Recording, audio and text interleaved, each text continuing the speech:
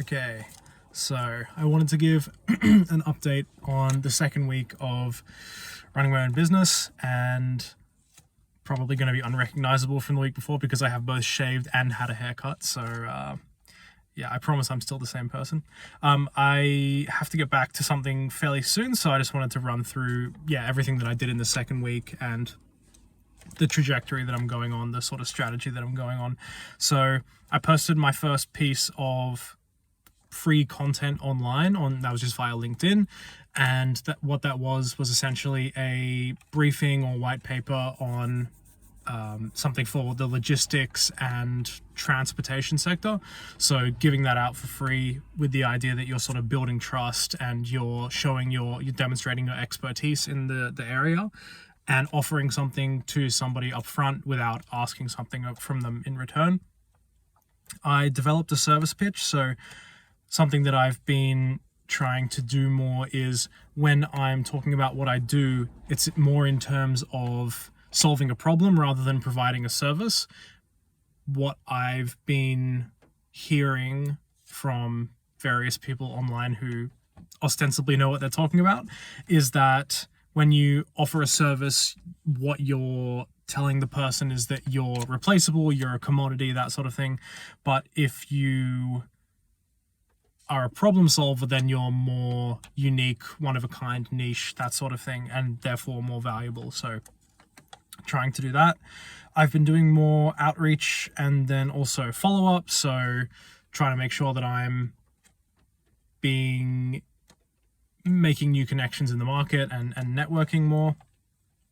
I went to a meeting with BNI Success, which I hadn't heard about, but I found through Eventbrite, and I was very surprised and pleasantly surprised by how well the meeting ran and how effective the networking and referral system seemed to be with them. So I'm going to be signing up with them this week. I'll let you know how that goes. I tried a LinkedIn ad campaign for $70 just to see what sort of reach it would achieve over the course of a week. I think it's run for 5 days or so now. It hasn't achieved anywhere near the reach that it indicated that it would. So there's probably part of that that's a user error. That might be a large part of that, but I'll experiment with that more in future when I've got more of a budget for that sort of thing. I've got a meeting with somebody this week that I used to work for. So again, activating that network because they're over here in Perth. I'm meeting up with them. I've got a couple more meetings as well from the people that I met at the BNI session last week as well. I also joined 2 online consulting platforms, one of which I was approved for and I've sent out some cold outreach for. The other one I'm waiting to be approved for.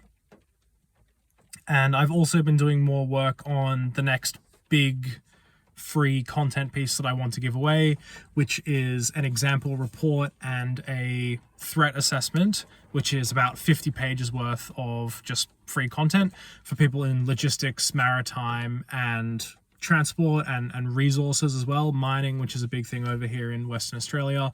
So that will be released soon as well. It's gone a little more slowly than I anticipated, but hey, a lot of things, you're doing a lot of things for the first time when you start by yourself, including making templates and things like that. So yes, I think I will see if I can find somebody on Fiverr to do Word templates for me and stuff like that, so that in future I'm not messing around with it so much and I'm just focusing on the content.